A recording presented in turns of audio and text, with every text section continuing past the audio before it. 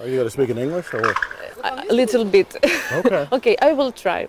I want to ask you what usually you do every day for your success, for your powerful.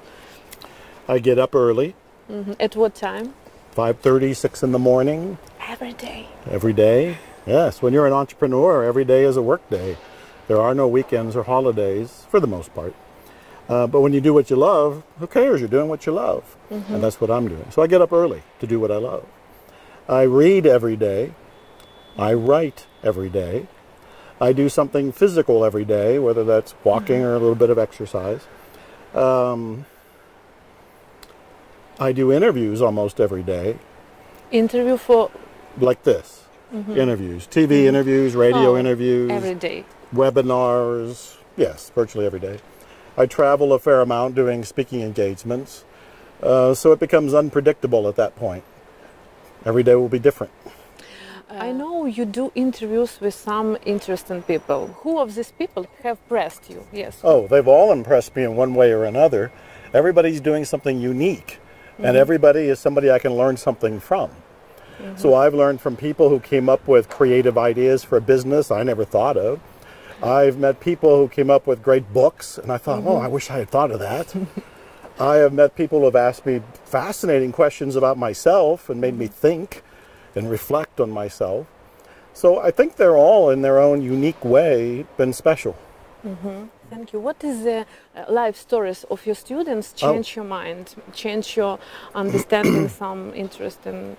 Well, I read so much about so many different people who struggled, who had all the odds against them, and all of those stories inspire me. I was homeless at one point. I was in poverty for 10 years. I needed inspiration to keep going. Now today people write to me and say they've read my books. And one of my favorite recent stories is the one I told yesterday and today about the young man in Thailand who was homeless 15 years ago. He had nothing. And he was given a book that I was part of, The Secret. And he also read my other books like The Attractor Factor and Zero Limits. And the man went from homeless to 15 years later being a billionaire. And he inspired me. When I met him, I told him he inspired me, and he had brought me to Thailand because I had inspired him. And I said, you have to tell your story because it's so unbelievable. It's so inspiring to everybody, homeless to billionaire. And then he hired me to write his book. His only question was, besides how much did I want to write the book, was, why would I do that? Why would I write the book? And I said, in all honesty, you have breathed new life into me. He's 35. I'm 65. You are 65? Yes. Well, is that good or bad? He breathed new life into me, and I was truly, and am truly now, inspired by him. And so those kind of stories are what I keep hearing from average people who change their lives. And I love them, and they inspire me. What do you do for your good health? Really, because you are 65. Right. You are very energy. Interesting question. You got to remember that what I do is not going to be what everybody should do. I have a good cigar every day. Not everybody would approve. But I find it to be relaxing. I find it to be my gratitude meditation. I find it to be my distraction from the day. I find it keeps my hands off my phone long enough to take a little break. My doing what I love, I think that is probably the secret. When you do what you love, you're energized, you're alive, you're in love with life, you're in love with your own heart, and you feel like you're fulfilling your mission. I eat well, and I think that's part of it, to get all the nutrition and everything you need. And then I'm probably fortunate from a family of good genetics. Good genetics? Yes. I like good genetics. It's easy. Only good genetics. Right. But you do every day something for your good genetics. Yes, of course. Especially at 65. Who is teacher for you now? Lots of teachers. I have had teachers and mentors since I was a kid. When I was 13, 14, 15 years old, and I wanted to be an author, I wrote to authors. When I thought I would be a magician, like a stage magician, and I was interested in magic, I wrote to famous magicians. I was interested in boxing, prize fighting back then. I wrote to Jack Dempsey and great fighters. They wrote back. And they taught me that if I ask questions of these teachers, that very often they will help somebody who's sincerely wanting to do more. I still do that today.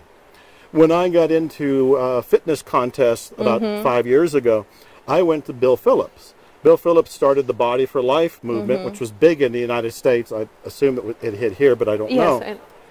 Well, he's a legend to me. Well, he's now a friend of mine. And we've worked together. And he's encouraged me, and I've encouraged him. And I actually have a medal that he presented to me when I finished one of the fitness contests, and I'd done really well. And it's one of the highlights of my life, you know? So I still go to people like that. I still admire authors, and when I find an author, there's an author, Jen Sincero. She wrote a book called You Are a Badass. It's one of the examples of I wish I had written the book. It's like a great title, great book. Man, I missed that one. But You Are a Badass. And I met her, and I asked her all of her stories, like, how did you write your book? And how did you get into coaching? And she told me the stories of, she was broke, she was scared. She had to put $5,000 on her credit card in order to hire a coach. And the first thing that happened is she ran in the bathroom and got sick to her stomach and threw up. Then she tried to get her money back. But she stayed with it. She ended up discovering she had a knack for writing this book. She got $1 million advance for that one.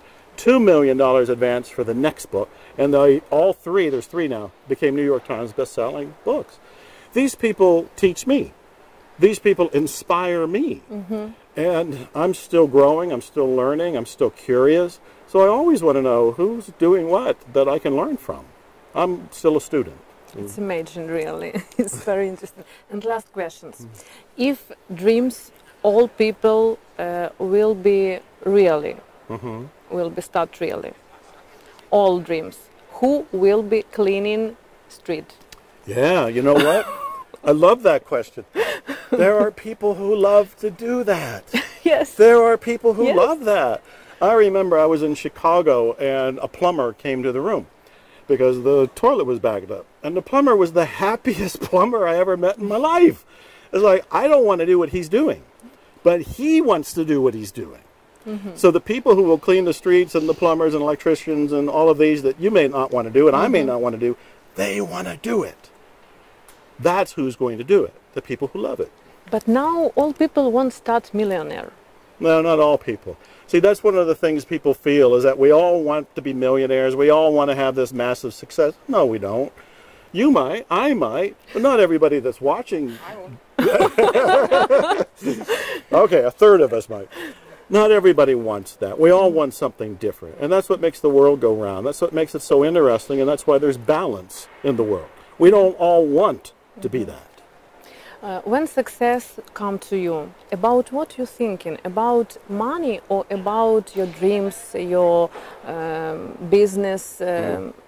About what you're thinking? Yeah, I'm thinking that I'm fulfilling my mission. I feel that I'm here to inspire people. And if I get to inspire people or I hear of people who have been inspired by me, then I feel gratified. It's not about money. It's not about the other things that could be ornaments to success. It's the idea that I'm doing what I came here to do. I'm making a difference.